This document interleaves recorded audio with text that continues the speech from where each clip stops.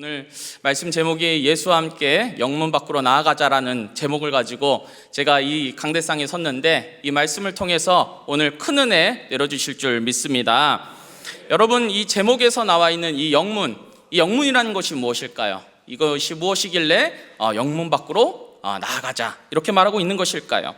이 영문이라는 것은요, 통상적으로 군대의 진영을 말하거나 성읍을 방어할 수비 부대를 말하고 있습니다. 하지만 성경에서 말하고 있는 이 영문은요, 여러분 출애굽기에 보시면은 12지파 진영이 있습니다. 그 진영 밖을 영문 밖이라고 말하고 있습니다. 그렇다면은 왜 지금 히브리 기자는 왜 이 진영 밖, 영문 밖으로 나아가자고 말하고 있는 것일까요? 그것을 알아보기 위해서는 우리 레위기 4장을 살펴보아야 합니다.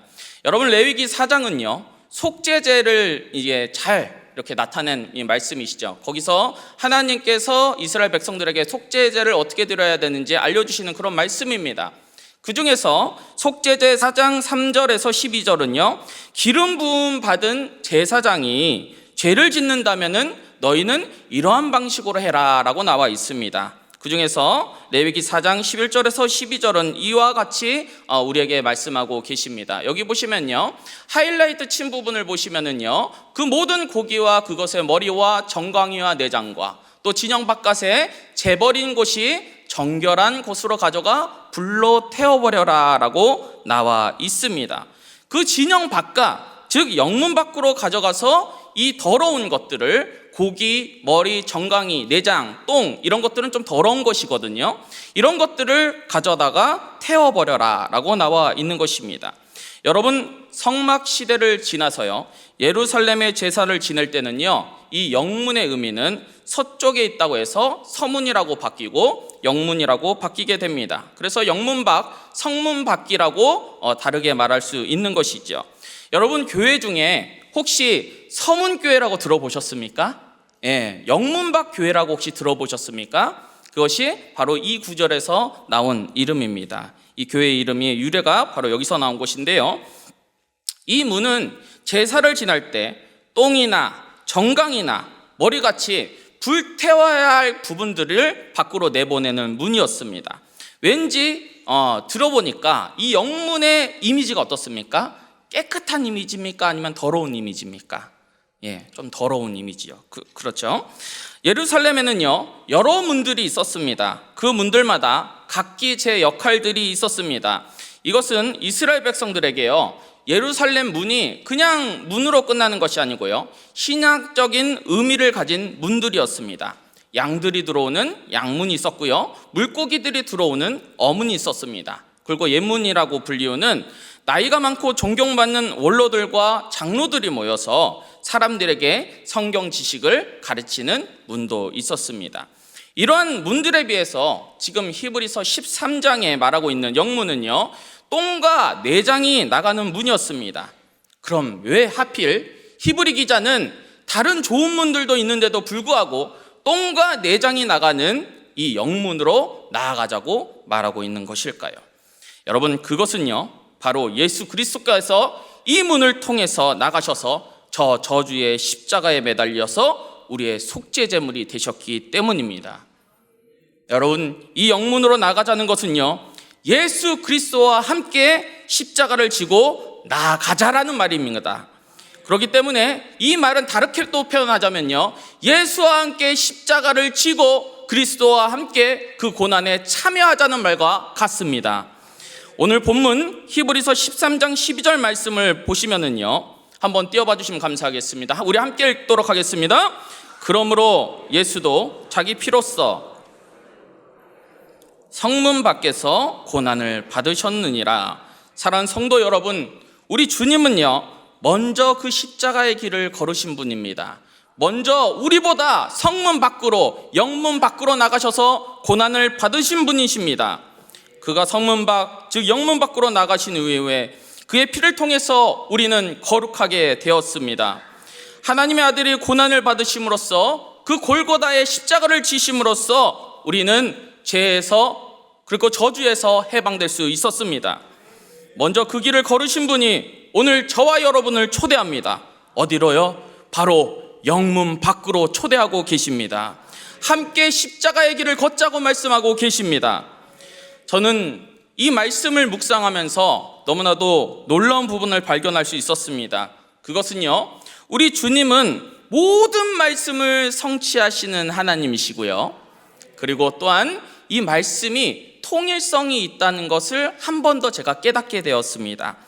제가 어디서 깨닫게 되었냐면요, 여러분, 영문이 성문밖이라고도 하고 제가 서쪽에 있다고 해서 서문이라고도 하였습니다. 여러분, 성경을 보시면요, 동서남북이 있죠. 이 사방이 있죠. 이 사방 중에 혹시 하나님의 방향이 어느 쪽일 것 같습니까?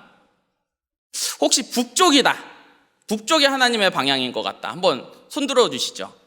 예, 서쪽, 남쪽, 동쪽. 예, 아무도 안 들으시니까. 예. 여러분, 제가 답을 미리 말씀드리자면요, 동쪽입니다. 제가 한번 이 말씀을 통해서 한번 살펴보도록 하겠습니다. 요한계시록 22장 16절을 한번 보시면요, 하이라이트 친 부분만 한번 읽어봅시다. 곧 광명한 새벽별이라. 예수님께서는요, 광명한 새벽별인데요, 여러분, 또한 27장 13절 한번 보실까요? 시작. 동쪽을 향하여 뜰 동쪽의 너비도 흰기빛이 될지며. 여러분, 이 27장 13절은 무엇을 말하고 있냐면요, 그 성막 있지 않습니까? 성막의 동서남북 중에 유일하게 문이 열려있는 방향이 있었습니다. 그것이 어느 쪽 방향이라고 말하고 있습니까? 예, 동쪽이라고 말하고 있습니다. 여러분, 출애굽기 14장 21절에 보면요, 하나님께서 모세를 통해서 홍해를 가르시죠. 그때 어떤 바람을 불러오실까요? 바로 큰 동풍을 불러 일으키셔서 이 바다를 가르게 하십니다. 요나의 이 덩굴을 마르게 하신 것도 동풍이고요, 이 10가지 재앙 중에 메뚜기 재앙에서 메뚜기를 불러일으키는 바람도 동풍입니다. 성경에 보시면요, 서풍은 딱 한 번 나오는데 혹시 언제 나온지 아십니까? 이 메뚜기를 하나님께서 동풍으로 가져오셨죠. 이 메뚜기를 다시 물리치실 때 이 서풍을 일으키셔서 홍해바다로 이렇게 던져버리시는 그런 역사를 보여주십니다. 그러니 우리 성경에는 이런 통일성 있는 모습을 보여주는데요, 그렇다면은 예수님께서는 예루살렘 성을 승리 입성하실 때 어느 쪽 방향으로 들어오셨을까요? 바로 동쪽으로 들어오셨다는 것입니다. 감난산 벳바게를 거쳐서요, 베다니 쪽으로 해서 예루살렘 동쪽으로 이 나귀를 타고 예수님께서 승리 입성하셨습니다. 그 예수님께서요, 왕으로서 이 땅 가운데 오시고 예루살렘 성의 주인이시지만은 그 성에 머무르지 않으시고 그런 인간적인 그런 명예를 그냥 누리는 것으로 끝나는 것이 아니고 우리 주님께서는 고난에 참여하시기 위해서 서쪽 그 서문 영문을 통해서 골고다 십자가를 매러 가셨습니다. 여러분, 그 저주의 십자가는요, 가족들조차도 부끄러워하는 그런 십자가였습니다. 이 히브리 기자는 왜 자꾸 이 영문과 십자가를 강조하고 있냐면요, 그때 당시 초대교회 성도들이 신앙생활을 하려면은 길드에도 가입하지 못하고요, 여러 고난들이 있고 또한 기독교를 믿는다는 것 자체가 부끄러운 일이었습니다. 그런데 히브리 기자는 그 초대 성도들에게 이렇게 말하고 있는 것입니다. 예수께서 벌써 우리를 위해서 먼저 이 고난을, 그리고 이러한 경멸받는 이런 많은 고난들을 받으셨다는 것을 보여주고 계시는 것이죠. 여러분, 마태복음 16장 24절에 보면요, 이렇게 말하고 있습니다. 우리 함께 읽어보도록 할까요? 시작. 이에 예수께서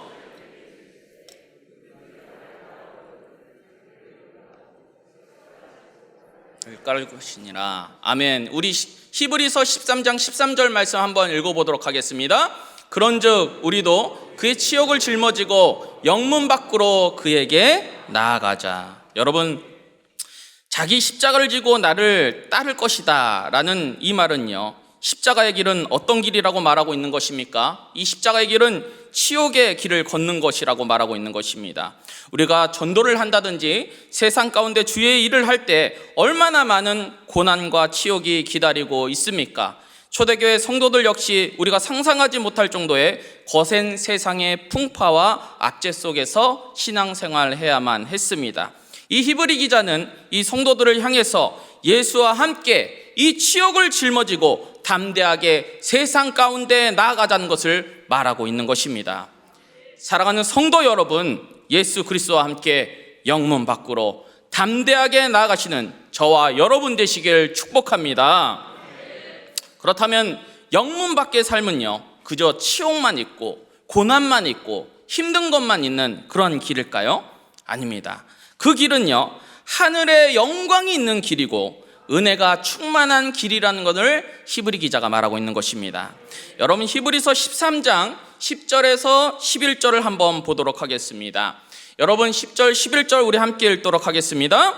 우리에게 제단이 있는데 장막에서 섬기는 자들은 그 제단에서 먹을 권한이 없나니 이는 죄를 위한 진승의 피는 대제사장이 가지고 성소에 들어가고 그 육체는 영문 밖에서 불사름이라. 여러분, 왜 장막 안에서 섬기는 자들은요 하늘 제단에서 먹을 권한이 없을까요? 여러분, 이 장막에 섬기는 자들은요 지금 옛 제사의 형식을 따르는 제사장들이었습니다. 그리고 예수님 당시에는 종교 지도자들을 말하고 있었습니다. 그냥 종교 지도자들이 아니고요, 타락한 종교 지도자들이었죠. 바리새인과 사두개인 같은 자들이었습니다. 이들의 문제는 하나님 말씀을 순종하는 자들이 아니고 자기 합리화를 통해서 살아가는 자들이었습니다. 예수님은 이 시대의 종교 지도자들이 타락하였고 십자가의 삶을 살지 못한 것에 대해서 비판하셨고 그것을 나무라셨습니다. 이러한 옛 제사의 형식으로 살아가는 자들, 인간적인 방식으로 살아가는 자들에게는 돌아갈 분깃이 없습니다. 그들에게 받을 복이 없다는 것입니다. 그렇다면 누가 그들에게 돌아갈 분깃, 즉 복이 있습니까? 누구에게 그 복이 있습니까? 그것은 바로 그리스도와 고난에 함께 참여하는 자들, 십자가를 지고 가는 영문 밖으로 나가는 자들에게 이 하늘재단에 먹을 권한이 있다는 것입니다. 그렇다면 하늘재단에 예수와 함께 먹고 마시는 우리는 어떠합니까? 우리 삶 가운데 성령께서 주시는 풍성함이 넘칩니다. 행복함이 넘칩니다. 무거운 십자가를 짊어지는 것 같지만 신자들, 우리 마음 심령 안에는 평안함이 넘치는 것입니다. 그런 풍성이 넘치고 그런 것들을 누리는 자들, 하늘재단에 먹고 마시는 자들의 삶은 어떠할까요? 영문 밖의 삶을 살아가는 자들은 이러한 모습이다라고 히브리 기자는 말하고 있습니다. 우리 한번 본문 13장 15절 16절 말씀 함께 읽어보도록 하겠습니다. 함께 읽겠습니다. 그러므로 우리는 예수로 말미암아 항상 찬송의 제사를 하나님께 드리자. 이는 그 이름을 증언하는 입술의 열매니라. 오직 선을 행함과 하나님은 이 같은 제사를 기뻐하시는. 한번 띄워봐 주십시오. 여러분, 이 예수와 동행하는 자들, 성령 충만한 자들은요 찬송의 제사를 매일매일 드린다는 것입니다. 그들의 입술 가운데는요 찬송이 늘 따라다닌다는 것입니다. 그들의 입술 가운데는 늘 감사가 넘친다는 것입니다. 그러면서 그들의 입술 가운데는 증언하는 입술, 복음을 전하는 입술이 함께 한다는 것을 말하고 있는 것입니다. 또한 16절에 보니까 오직 선을 행함과 서로 나눠주기를 잊지 말라. 쉽게 말해서 이웃을 서로 사랑하며 섬기는 모습을 바로 보여주고 있다는 것입니다. 여러분, 이런 것들을 좀 더 자세하게 푼 것이 바로 오늘 본문 13장의 1절에서 5절까지의 말씀인데요, 제가 하이라이트 친 부분만 잠시 읽어보겠습니다. 형제 사랑하기를 계속하고 손님 대접하기를 잊지 말고 너희도 함께 갇힌 것 같이 갇힌 자를 생각하고 모든 사람을 결혼을 귀히 여기고 침소를 더럽히지 않게 하고 돈을 사랑하지 말고 있는 바를 족한 줄을 알라. 여러분, 이 말씀이 어떤 걸 말하고 있습니까? 바로 영문 밖으로 나아가며 예수 그리스도와 십자가를 매며 고난에 참여하는 자들의 삶은요, 그들의 삶 가운데 성령의 열매가 풍성히 맺혀 있다는 것을 보여주고 있는 것입니다. 제가 우리 교회 가운데 셀지기로, 또 주일학교 교사로 식당 봉사, 주차 관리, 사랑의 봉사단, 또 카페 선교팀, 사랑부 빠지신 분들을 죄송해요. 참 여러 가지 모양으로 섬기시는 분들이 많습니다. 나누고 섬기는 일 쉽지 않습니다. 제가 예전에 섬겼던 교회에 유년부 아이들과 제자 훈련을 할 때가 있었는데요. 제가 하루는 그 아이들에게 한 가지 미션을 주었습니다. 미션을 잘한 친구들은 내가 아이스크림 사줄게 하고 미션을 줬는데요. 그 미션의 내용이 무엇이냐면 우리 교회에 가장 빛도 없이 소리도 없이 일하는 분들에게 사인을 받아와라라는 그런 미션이었어요. 아이들이 식사 섬겨주시는 분들, 봉사단 분들, 주차하시는 분들, 또 교사분들에게 가셔서 그들에게 사인을 받아왔습니다. 저는 아이들에게 이 사인 받아온 아이들에게 이렇게 설명했습니다. 이분들이 바로 우리 교회 슈퍼스타야. 네, 아멘이십니까? 네, 이분들이 바로 우리 교회 슈퍼스타야. 이분들을 통해서 바로 교회가 세워지는 거야. 교회는요, 이러한 영문 밖의 삶을 사는 자들을 통해서 세워져 나가는 줄 믿습니다. 하지만 사랑하는 우리 성도 여러분, 십자가를 지는 것, 영문 밖으로 나가는 것, 또한 우리 삶 가운데 풍성히 열매 맺는 것은요, 우리 힘으로 할 수 없는 것입니다. 성령께서 능력을 덧입혀 주셔야지 우리는 성령 충만해져서 이 모든 것들을 가능할 수 있는 것입니다.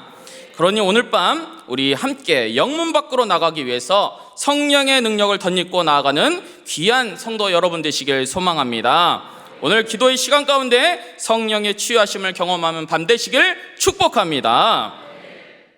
우리가 이렇게 영문 밖으로 가는 삶, 교회 안에 지체를 섬기고 봉사를 하고 세상 가운데 나가서 복음 전파를 하다 보면은요, 여러분 봉사를 하다 보면 그럴 때가 있는 것 같아요.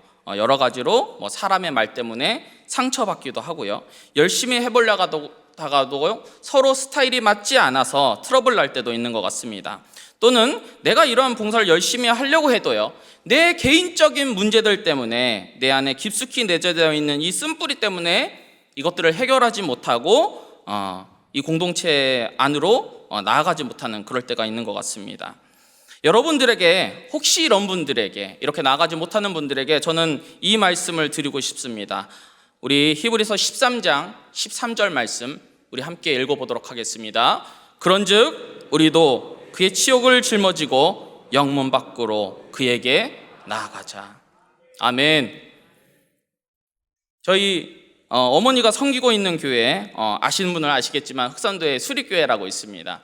그 교회에 교육관이 있었는데요, 교육관이 20년 전 아버지 목사님께서 살아계실 때 지은 조립식 건물이었습니다. 그런데 지난 겨울에 아궁이에 불을 떼다가 그 불씨가 그만 튀어서요, 그 교육관이 형태만 남고 안에는 전부 전소되는 그러한 일이 일어나게 되었습니다. 이 건물과 그 안에 물건이 불탄 것도 슬프지만요, 저와 어머니가 가장 슬펐던 것은 저희 아버지의 마지막 유작이셨습니다. 그렇기 때문에 건물이 비싼 건물이 아니어도 그 안에 들어있는 집기들이 비싼 게 아니어도 저희 어머니와 저는 아버지의 마지막 이 유작 같은 이 교육관이 불탄 것을 보고 너무나도 큰 상심을 갖게 되었습니다. 어머니께서는 너무나도 놀란 나머지 심장이 너무 아프셔서 병원을 계속해서 왔다 갔다 하셔야만 했습니다. 제가 처음 이 소식을 들었을 때 얼마나 놀랐는지 모릅니다. 전화 통화를 하면서요, 어머니를 위로하면서 우리 집안 가운데 하나님께서 많은 시험을 주셨지만 도대체 왜 이런 시험을 이번에 주셨을까라는 고민을 하게 되었습니다. 저는 어머니에게, 어머니, 뭔가 하나님의 뜻이 있지 않을까요? 교회에 불이 나면 부흥한다고 하는데 우리 교회, 수리교회에 부흥하는 거 아닐까요? 이렇게 얘기했습니다. 저희 어머니가 욕을 하려다가 참으시더라고요.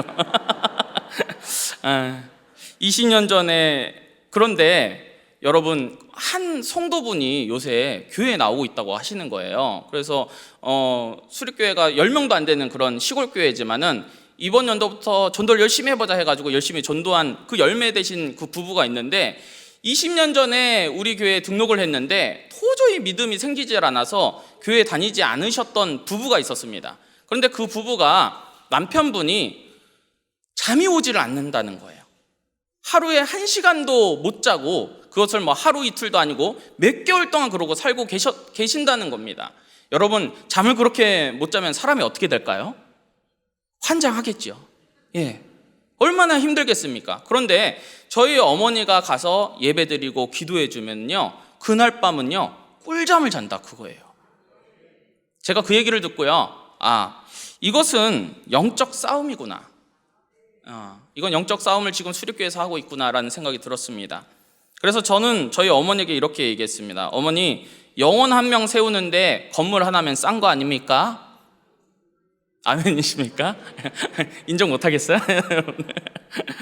그 불타버린 건물 잔해물을 처리하는데요, 그 세 가족인 그 부부가 와갖고요, 하루 종일 와서 치웠다고 합니다. 또 20년 노후화된 이 조리식 건물 하나님께서 왠지 새로 지어주시려나 보다, 더 좋게 지어주시려나 보다 이런 생각이 들었는데요, 몇 개월 후에 이 소식을 들은 한 교회가 이 건물을 새롭게 지어주겠다고 연락이 왔습니다. 예, 감사합니다. 예. 또한 올해 그 마을에, 이 수리 마을에 산불이 난 적이 있는데요, 산의 대부분이 탈 정도로 큰 불이 났습니다.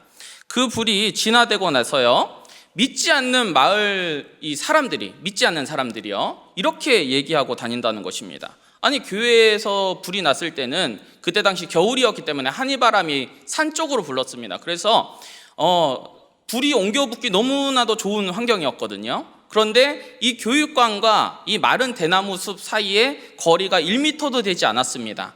근데 그 교육관에서 불이 났을 때는 저렇게 안 옮겨 붙는데 어떻게 이때는 이 산을 홀랑 태우는 이 불은 이렇게 탈 수 있을까? 저 교회는 왜 불이 옮겨 붙지 않았을까? 믿지 않는 자들의 입에서 뭐라고 말하냐면요, 하나님이 도와주셨겠지. 아멘. 정말 하나님께서는요, 여러 가지 방법으로요, 자신의 영광을 드러내십니다. 돌아보면요, 저희 가정이 한 것 아무것도 없습니다. 여러분 들어보시면 아시겠지만 저희 가정, 저와 저희 어머니가 한 것 아무것도 없습니다. 모두 하나님께서 채워주셨습니다. 저는 오늘 밤 여러분들을 이렇게 축복하고 싶습니다. 이 건물 안에서 다 타버린 부유물을 전부 다 없애야지 새 건물이 올라가듯이 여러분들 심령 가운데 아픔, 슬픔, 걱정, 근심, 이 똥오줌 같은 존재들 모두 영문 밖으로 나아가 성령의 불로 태워지는 역사가 일어나시길 소망합니다. 여러분들 중심 가운데 오직 성령께서 주신 기쁨과 평안이 가득 넘치길 축복합니다.